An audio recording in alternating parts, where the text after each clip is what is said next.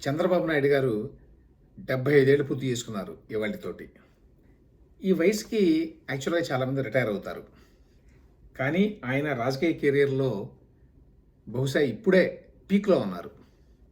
కనీసం ఇంకొక 3 ఏళ్ల పాటు ఆయన సీఎంగా ఉంటారు. అంటే అర్థం ఏంటి?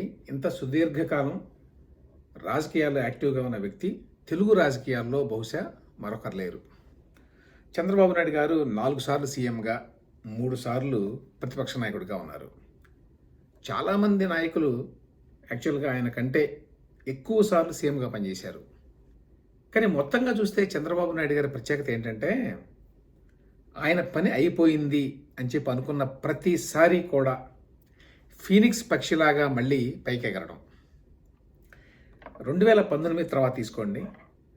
జగన్మోహన్ రెడ్డి గారు అధికారం చేపట్టిన తర్వాత జరిగినటువంటి పరిణామాల్లో చంద్రబాబు నాయుడు గారు గతంలో ఎన్నడూ ఎరగనటువంటి కష్టాల్లో కూరుకుపోయారు.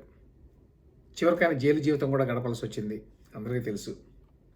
ఆ టైంలో ఆయన ఎంత ఒంటరంటే, అటు బీజేపీ కానీ కాంగ్రెస్ పార్టీ కానీ నేషనల్ లెవెల్లో, మరే ప్రాంతీయ పార్టీ కానీ చంద్రబాబు నాయుడు గారికి అండగా నిలబడడానికి ముందుకు రాలా. ఆ టైంలో ఆ విధంగా ఆయన కార్నర్డ్, ఐసోలేటెడ్ ఆయన అనేక కారణాల వల్ల. ఇక ఆయన కెరీర్ ముగిసింది అని చెప్పి చాలామంది రాజకీయ పండితులు జోస్యం కూడా చెప్పారు. పాతాళానికి పడిపోయింది ఆయన గ్రాఫ్ అనుకున్నటువంటి సమయంలో ఎన్నికల్లో ఆయన అన్ప్రెసిడెంటెడ్ విక్టరీని సాధించారు. అంత పెద్ద విజయాన్ని సాధించడమే కాదు, కేంద్రంలో ఎన్డీఏ ప్రభుత్వం నిలబడ్డానికి ఆయనే మూలస్తంభంగా మారాడు. అది ఐరనీ. అంతకుముందేమో అసలు రాజకీయాల్లో ఈయనకి ఇక స్థానం లేదు అనుకున్నటువంటి దశ నుంచి 2024 ఎన్నికల తర్వాత రాష్ట్రంలో అధికారాన్ని సంపాదించడమే కాదు, కేంద్రంలో ఆయన మద్దతు లేకుండా ప్రభుత్వం నిలబడేటువంటి పరిస్థితి లేకుండా అయింది. సో ఆ రకంగా చూసినప్పుడు తన సుదీర్ఘ రాజకీయ జీవితంలో ఇన్ని ఎత్తుపల్లాలని చూసినటువంటి రాజకీయ నాయకుడు మరొకరు లేరు అని చెప్పొచ్చు. దానికంటే పెద్ద సెట్బ్యాక్లు 2009 తర్వాత జరిగినాయి. అవేంటంటే, ఒకవైపు నుంచి కేసీఆర్, మరొక వైపు నుంచి జగన్మోహన్ రెడ్డి తరుముకొచ్చారు ఆయన్ని. ముప్పతిప్పులు పెట్టారు నిజం చెప్పాలంటే ఆ టైంలో చంద్రబాబు నాయుడు గారిని.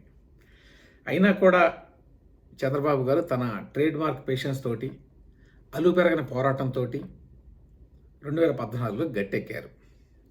అందుకే బహుశా చంద్రబాబు నాయుడు గారిని ఇవాళ దేశంలో ఒక అరుదైన పొలిటికల్ సర్వైవర్గా గుర్తిస్తున్నారు.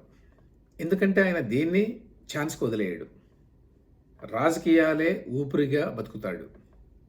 క్రమశిక్షణ ఆయుధంగా ఒక్క క్షణం కూడా విశ్రాంతి అనేది తీసుకోకుండా చంద్రబాబు నాయుడు గారు తన కెరీర్ని నిర్మించుకున్నారు. ఆయన కెరీర్ లక్కీగాను ఛాన్స్ వల్ల నిర్మితమైంది కాదు. మెట్టు తానే నిర్మించుకొని పైకెక్కాడు ఆయన. చంద్రబాబు నాయుడు గారు ఒక ప్రత్యేకత ఏంటంటే, అధికారం కోసం ఆశించడు ఆయన. అధికారంలో ఉంటే, అధికారం చేజెక్కితే ఏదో చేసి తనదైన ముద్రని వెయ్యాలి అనేటువంటి తాపత్రయం చాలా ఎక్కువ. దానివల్లే ఆయన చాలా ఇబ్బందులు పడతాడు అధికారంలోకి వచ్చిన తర్వాత. రాజశేఖర రెడ్డి గారిని తీసుకోండి. ఆయన అధికారంలోకి వచ్చిన వెంటనే తన పదవిని, తన పార్టీని, తన గెలుపుని, ప్రజాదరణని ఏ విధంగా కాపాడుకోవాలి అనే దాని మీదనే పూర్తిగా ఫోకస్ చేశాడు. జగన్మోహన్ రెడ్డి కూడా అంతే. కానీ చంద్రబాబు నాయుడు గారు అధికారంలోకి రాగానే రకరకాల కార్యక్రమాలు చేపడతాడు ఆయన. చాలా పెద్ద పెద్ద కార్యక్రమాలు, ఒక్కొక్కసారి అలవే కాని కార్యక్రమాలు. వాటిని చేపట్టి చేయాలని తాపత్రయపడతాడు. ఏదో చేయాలి, ఏదో మార్పులు తీసుకురావాలి అనేది. డెవలప్మెంట్ సీఎంగా దేశంలో ఆయనకు ఒక ప్రత్యేకమైన గుర్తింపు ఉంది. చాలామంది ఐటీ గురించి మాట్లాడతారు, అందరికీ తెలిసిన విషయమే. ఇన్ఫర్మేషన్ టెక్నాలజీని ఈ విధంగా తీసుకొచ్చాడు ఎవరూ నమ్మనేటువంటి కాలంలో. తన ఎంటైర్ పొలిటికల్ కెరియర్ని స్టేక్ చేశాడు 1999 ఎలక్షన్స్లో. దాని మీదనే వెళ్ళాడు ఎన్నికలకి, గెలిచాడు. అప్పుడు ప్రజలు నమ్మారు, సిన్సియర్గా చేస్తున్నాడు ఈయన, ఏదో ఒక మార్పులు తీసుకొస్తాడు అని. దానివల్ల చాలా మార్పులు వచ్చినాయి సమాజంలో. ఇవాళ people take them for granted. అంటే ప్రభుత్వంలో ఒకప్పుడు కరెంటు బిల్లు కట్టడం అనేది కూడా ఒక పెద్ద కార్యక్రమం కింద ఉండేది. చాలామందికి వాళ్ళకి తెలియదు. ఇవాళ ఆన్లైన్లో కట్టేస్తున్నాం అవన్నీ. కానీ వాటన్నిటికీ పునాదులు 90వ దశకంలో వేసింది చంద్రబాబు నాయుడు గారు. సో ఆ రకంగా ఐటీతో పాటు చాలామందికి తెలియని విషయం ఏంటంటే ఫార్మా కానివ్వండి, బయోటెక్ కానివ్వండి, ఫైనాన్షియల్ సిటీ నిర్మాణం కానివ్వండి, నాలెడ్జ్ ఎకానమీ అనేది ఇన్ జనరల్ డెవలప్ చేయడం కానివ్వండి, వాటన్నిటికీ కూడా ఆయన చాలా కాంట్రిబ్యూట్ చేశాడు. అదేవిధంగా బహుశా 2 ఎయిర్పోర్ట్లు ఒక సీఎం ఆధ్వర్యంలో నిర్మాణం కావడం అనేది చాలా రేర్. హైదరాబాద్లో ఆయన ఇంటర్నేషనల్ ఎయిర్పోర్ట్ కట్టాడు భారీ ఎత్తున. ఇప్పుడు భోగాపురంలో ఇంటర్నేషనల్ ఎయిర్పోర్ట్ను కూడా మొదలుపెట్టింది ఆయనే. బహుశా ఈ ఏడాదో వచ్చే ఏడాదో పూర్తవుతుంది అది. ఆ రకంగా 2 ఎయిర్పోర్ట్లు కట్టాడు. ఈ ఐటీ, ఫార్మా, బయోటెక్, హైదరాబాద్ ఇవన్నీ చాలామంది మాట్లాడతారు. అయితే ఒకే ఒక ఎగ్జాంపుల్ ఇస్తాను.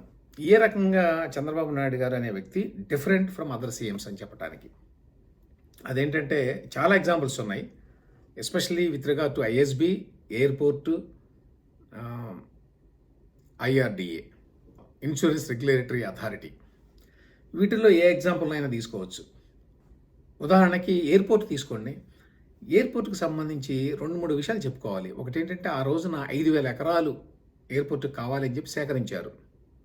సేకరించింది మొత్తం ఈయనే.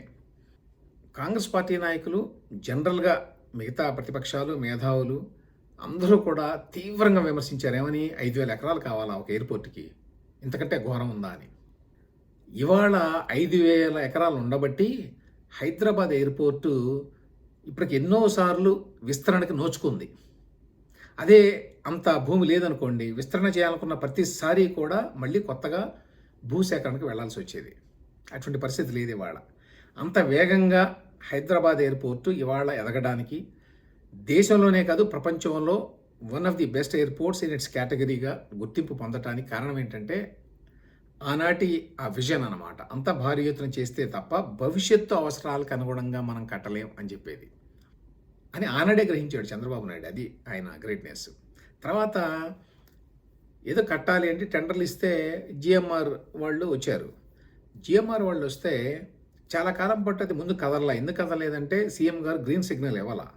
ఎందుకు ఇవ్వలేదు అని చెప్పి గ్రంథి మల్లికార్జునరావు గారు ట్రై చేశాట ఆఫీషియల్స్ని కనుక్కుంటే విషయం ఏంటంటే ఆయనకి అనుమానం, ఇది లోకల్ కంపెనీ కదా మన జిఎంఆర్, వీళ్ళు అంతర్జాతీయ స్థాయికి తగ్గట్టుగా కట్టగలరా, ఆయనకేమో ఇంటర్నేషనల్ స్టాండర్డ్లో కావాలి, మరి జిఎంఆర్ కంపెనీ కట్టగలదా, వీళ్ళకి అంత అనుభవం లేదు కదా, ఎట్లా అని చెప్పి ఆయన మదనపడుతున్నాడు.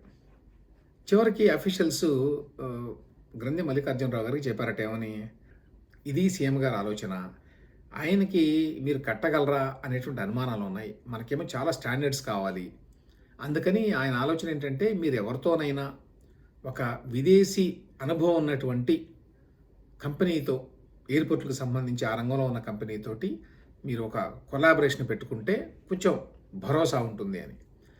అప్పుడు మలేషియా ఎయిర్లైన్స్ తోటి, అక్కడ మలేషియా ఎయిర్పోర్ట్స్ సంస్థ ఉన్నది మలేషియాలో, వాళ్ళకి అప్పటికే చాలా అనుభవం ఉంది, వాళ్ళకి ప్రపంచవ్యాప్తంగా గుర్తింపు ఉంది, వాళ్ళతోటి కొలాబరేట్ చేసి హైదరాబాద్ ఇంటర్నేషనల్ ఎయిర్పోర్ట్ని కట్టారు. హైదరాబాద్ ఇంటర్నేషనల్ ఎయిర్పోర్ట్ అనేది వాళ్ళ తెలుగు వాళ్ళకు ఒక gateway. It's both an economic gateway and an emotional gateway. ఇవాళ ఇంతమంది విదేశాలకు వెళ్తున్నారు వస్తున్నారు అంటే పిల్లలు ఉద్యోగాలు చేసేవాళ్లే కాదు, వాళ్ళ తల్లిదండ్రులు కూడా. దానికి మరి వాళ్ళ ఎయిర్పోర్ట్ అనేది ఎంత కీలకమో చెప్పనక్కర్లా. ఇంకొక ఎగ్జాంపుల్ చెప్తాను దీనికి. ఐఆర్డిఏ విషయానికి వచ్చినప్పుడు ఇన్సూరెన్స్ రెగ్యులేటరీ అథారిటీ అని పెడదాం అనుకున్నారు అప్పట్లో. వాజ్పేయి గారు ప్రధానమంత్రి పెట్టారు, పెట్టడం కూడా పూర్తయింది, పార్లమెంట్లో బిల్లు ప్రవేశపెట్టి. అయితే ఆ సందర్భంగా దానికి చైర్మన్గా ఉన్న రంగాచారి గారు, ఆయన కూడా తెలుగు మూలాలు ఉన్న వ్యక్తి అనుకుంటాను, ఆయన ఎప్పుడో ఢిల్లీలో కలిశారు చంద్రబాబు నాయుడు గారిని. కలిసినప్పుడు మాటల్లో ఆయన ఏదో అసంతృప్తి వ్యక్తం చేశాడు, మాకు ఇంతవరకు ఆఫీస్ కూడా ఇవ్వలేదండి ఇక్కడ ఢిల్లీలో, ఢిల్లీ గవర్నమెంట్ని అడుగుతున్నాము, వాళ్ళేమో ఇవ్వడం లేదు, ఇట్లా. వెంటనే చంద్రబాబు నాయుడు గారికి ఎంత సమయస్ఫూర్తితో చూడండి, అవకాశాలను ఎట్లా అందిపుచ్చుకుంటాడు ఆయన. అంటే ఒక పని చేయండి, మీరు హైదరాబాద్కి రండి, నేను వెంటనే మీకు ఫెసిలిటీస్ అన్నీ కల్పిస్తాను అని చెప్పాడు. ఆయన నాకేమీ అభ్యంతరం లేదండి వ్యక్తిగతంగా, కానీ ఇది ప్రైమ్ మినిస్టర్ లెవెల్లో తీసుకోవాల్సినటువంటి నిర్ణయం. ఎందుకంటే దేశానికి మొత్తానికి సంబంధించింది ఇన్సూరెన్స్ రెగ్యులేటరీ అథారిటీ అంటే. ఓకే. వాజ్పేయి గారిని అడగాలి. అప్పుడు ఈయనేమన్నాడంటే, నేను ప్రధానమంత్రి గారిని అడుగుతాను. ఆయన ఓకే అంటే మీకు అభ్యంతరం ఉందా లేదా? మీరు వస్తారా? అంటే నాకేం అభ్యంతరం లేదండి. హైదరాబాద్‌కి వస్తాను అని చెప్పాడాయన. సో, వెంటనే వాజ్పేయి గారిని అడిగారట చంద్రబాబు నాయుడు గారు. మీరు ఢిల్లీలో సరైన సౌకర్యాలు కూడా కల్పించడం లేదు మీ వాళ్ళు అక్కడ. నేను రెడీమేడ్‌గా ఇస్తాను మా దగ్గర. అందువల్ల మీరు అనుమతి ఇవ్వండి అని.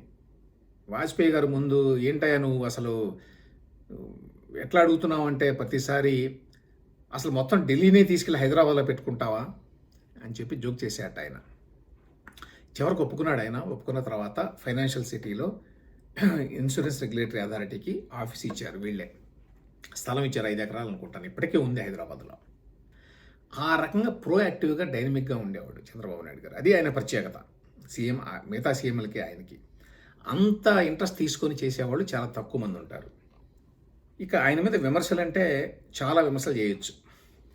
ఫస్ట్ పాయింట్ ఏంటంటే ఆయన అవకాశవాద రాజకీయాలు చేశాడు అనేది జనరల్‌గా చేసే విమర్శలు. ఏంటంటే అప్పుడేమో యునైటెడ్ ఫ్రంట్ కన్వీనర్‌గా ఉన్నాడు. ఇద్దరు ప్రైమ్ మినిస్టర్స్ అపాయింట్మెంట్‌లో ఈయన పాత్ర ఉన్నది. అక్కడి నుంచి సడన్‌గా ఎన్‌డీఏలోకి మారిపోయాడు. యూఎఫ్‌లో కన్వీనర్‌గా ఉండి. అదొక జంపు. సరే ఇక్కడికొచ్చిన తర్వాత ఒక 5, 6 ఏళ్ళు బ్రహ్మాండంగా గడిచింది ఆయనకి. అది ఆయన పీక్ అనుకోండి యాక్చువల్‌గా. 1999-2004 చంద్రబాబు నాయుడు గారి కెరీర్‌లో పీక్. అంటే రాష్ట్రంలో ఆయన పేరు ప్రతిష్టలు ఎక్కడో ఉన్నాయి. ఢిల్లీలో కూడా ఆయన చాలా కీ ప్లేయర్‌గా మారాడు. కింగ్ మేకర్ అనేవారు అప్పట్లో. ఎందుకంటే దేవే గౌడ్‌ని పీఎంగా అపాయింట్ చేసిన యూఎఫ్, లేకపోతే తర్వాత గుజరాల్ని అపాయింట్ చేసిన, అందులో చంద్రబాబు నాయుడు గారి పాత్ర చాలా ఉంది. ఆ తర్వాత ఎన్డీఏ వచ్చింది కదా. ఎన్డీఏ వచ్చిన తర్వాత ఇంకా ఎక్కువ కీలక పాత్ర అయింది. ఎలాగంటే వాజ్పేయి గారు ప్రైమ్ మినిస్టర్ అనుకోండి, కానీ ఈయన మద్దతు లేకుండా ఆ ప్రభుత్వం నిలబడదు. అటువంటి టైంలో ఈయన కేంద్ర ప్రభుత్వం నుంచి ఎన్నో తీసుకొచ్చాడు ఏపీకి. ఐఆర్డీఏ చెప్పాను ఎగ్జాంపుల్. ఈవెన్ ఎయిర్పోర్ట్ కూడా ఏమైందంటే అప్పట్లో ప్రైవేట్ రంగంలో ఎయిర్పోర్ట్లు కట్టడం అనేది లేదు. అంటే పబ్లిక్ ప్రైవేట్ పార్ట్నర్షిప్ అంటాం కదా, అందులో లేదు. ఆ విధానాలను మార్చాలి అని చెప్పి పోరాడాడు ఈయన. ఈయన పోరాట ఫలితమే యాక్చువల్గా ఓపెన్ స్కై పాలసీ అని అంటారు దాన్ని. అప్పట్లో అది వచ్చింది. సో ఆ రకంగా చాలా ఆంధ్రప్రదేశ్ కోసం తెచ్చుకున్నాడు. దాని మీద పేపర్లో వార్తలు వచ్చినాయి. దాని గురించి చాలా మాట్లాడవచ్చు యాక్చువల్గా. చాలా వివరాలు ఉన్నాయి. ఇండియా టుడే లాంటి పత్రికల్లో వచ్చినాయి. చాలామంది సీనియర్ అధికారులు కూడా రాశారు. ఏ విధంగా చంద్రబాబు నాయుడు గారు ఫైల్స్ పట్టుకొని వస్తాడు ఢిల్లీకి, వెంటనే వాజ్పేయి గారు పెద్ద మీటింగ్ పెడతాడు, అన్ని శాఖల సెక్రటరీని పిలుస్తారు, పిలిచి ఈయన కోరికలను ఒక్కొక్కటి తీరుస్తారు అని. అది అయిపోయిన తర్వాత ఎన్డీఏ నుంచి బయటకు వచ్చాడు 2004లో ఓటమి తర్వాత. ఇంక ఎన్నడూ కూడా మేము బీజేపీతో కలము అని చెప్పాడు చంద్రబాబు గారు. కానీ అందరికీ తెలుసు 2014లో ఆయన మళ్ళీ కలిశాడు. అంతకుముందు మోదీ గారు ముఖ్యమంత్రిగా ఉండగా గుజరాత్కి అక్కడ అల్లర్లు అయిన తర్వాత మోదీ గారు సీఎంగా ఉండటానికి వీలు లేదు అని చెప్పి డిమాండ్ చేశాడు ఈయన అప్పట్లో. అటువంటి వ్యక్తి మళ్ళీ 2014లో ఆయన పక్కన కూర్చొని ఆయన ప్రధానమంత్రి, నేను ముఖ్యమంత్రి, మమ్మల్ని ఎన్నుకోండి అని చెప్పి అప్పుడు కోరాడు.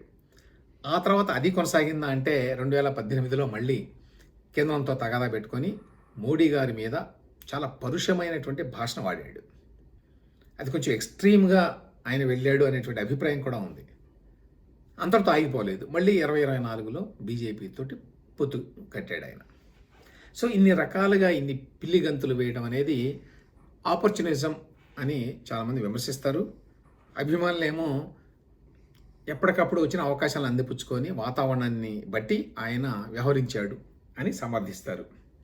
ఏమైనప్పటికీ రాజకీయాల విషయంలో, పొత్తుల విషయంలో ఆయన ఏమీ ఐడియల్ పాలిటీషియన్ కాదు. ఇంకొకటి పెద్ద విమర్శ నా వరకు ఏంటంటే తెలంగాణకు సంబంధించి. తెలంగాణ విషయంలో ఆయన ఫెయిల్యూర్ అనేది వ్యక్తిగతంగా నా భావన. ఎందుకంటే తెలంగాణ విషయంలో ఈయన అనవసరంగా ఆ లెటరు ఇవ్వడం అనేది పెద్ద తప్పు అనేది కూడా నా ఉద్దేశం చారిత్రకంగా. చంద్రబాబు నాయుడు గారు ఆపితే తెలంగాణ ఆగుతుందా అని కొంతమంది ప్రశ్నించవచ్చు. ఆగదు ఎట్టి పరిస్థితుల్లో. తెలంగాణ రాష్ట్రం ఏర్పడాల్సిందే, ఏర్పడింది. కానీ ఒక ప్రిన్సిపల్కి లోబడి చంద్రబాబు నాయుడు గారు వ్యవహరించి ఉండాల్సిందే అనేది నా అభిప్రాయం. తెలంగాణలో ఓడిపోతాం అని తెలుసు. రాజకీయంగా బలహీనపడతాం అక్కడ అనే విషయం తెలుసు. అది ఎలాగో జరిగింది ఇప్పుడు కూడా. కానీ ఇది ఎన్టీ రామారావు గారు ఏ ఉద్దేశంతో పెట్టారు? తెలుగు వాళ్ళ ఆత్మగౌరవం అని, తెలుగు వాళ్ళ ఐక్యత అని. దానికే మరి ఇబ్బంది వచ్చినప్పుడు ఆ ప్రిన్సిపల్కి కట్టుబడి నిలబడి ఉండాల్సింది ఆ రోజున.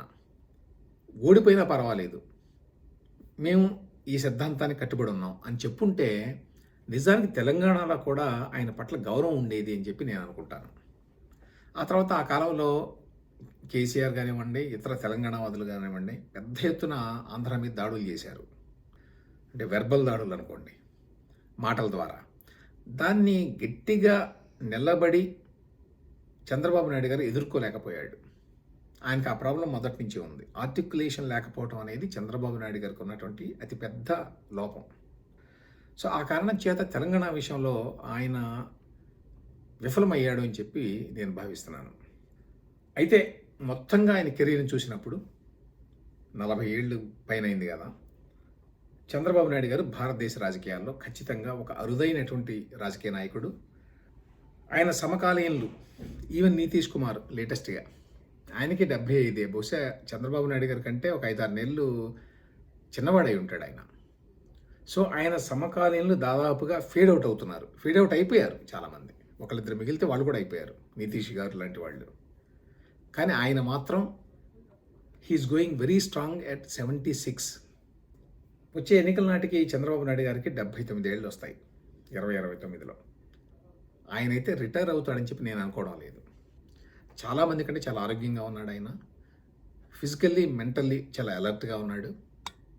ఇప్పటికీ కొత్త విషయాల పట్ల ఆయనకున్న ఆసక్తి, అనురక్తి మనకు తెలుసు.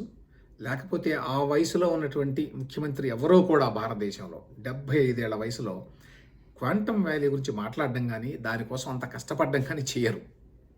దాన్ని బట్టి అర్థం చేసుకోవచ్చు. కాబట్టి ఆయన ఏదో రిటైర్ అవుతాడు 2029 నాటికి అని చెప్పి నేనైతే భావించటం వల్ల అప్పటికి పరిణామాలు ఎట్లా ఉంటాయో, నారా లోకేష్ పాత్ర ఏమిటో ఇంకా స్పష్టత రావాల్సి ఉంది. అయినప్పటికీ చంద్రబాబు నాయుడు గారు శరీరంలో శక్తి ఉన్నంత వరకు రాజకీయాల్లోనే ఉంటారు అని మాత్రం చెప్పొచ్చు ఖచ్చితంగా. చివరగా 29 లోపల చంద్రబాబు నాయుడు గారు చేయాల్సిన పనులు 2. 1, అమరావతి రాజధాని మొదటి దశ నిర్మాణం పూర్తి. 2, పోలవరం నిర్మాణం పూర్తి. ఈ 2 చేయకపోతే ఆయన యొక్క లెగసీకి ఇబ్బంది ఏర్పడేటువంటి ప్రమాదం ఉంది.